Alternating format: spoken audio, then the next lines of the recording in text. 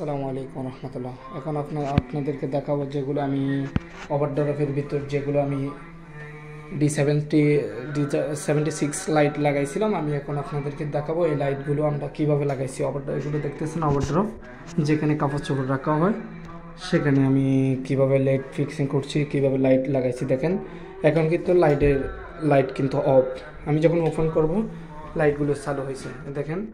আর আপনার এই দরজাটা আমি কিন্তু ওপেন করি না এখনও। এই দরজার লাইটটা আপনি ভিতর থেকে দেখেন, আপনারা দেখতেছেন চলতেছেন। আমি যখন দরজাটা ওপেন ঠেলা দিচ্ছি, দরজাটা ওপেন করার পরে এই লাইটটা চলছে দেখেন। এগুলো হচ্ছে ওভারড্রাফের ভিতর লাইটগুলো লাগাইছি।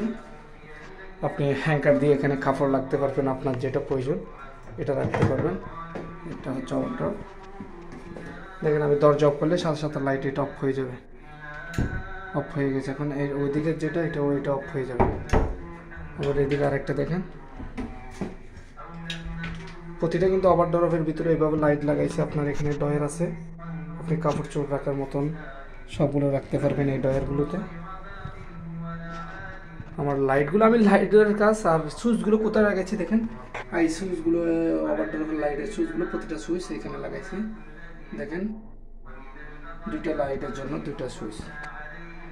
এখন আপনারা দেখতেছেন এটা হচ্ছে ওভারড্রাফের ভিতর কীভাবে লাইট লাগাইছি। লাইটগুলো হচ্ছে আপনার D76 লাইট। এগুলো হচ্ছে ওভারড্রাফ দোনোটা।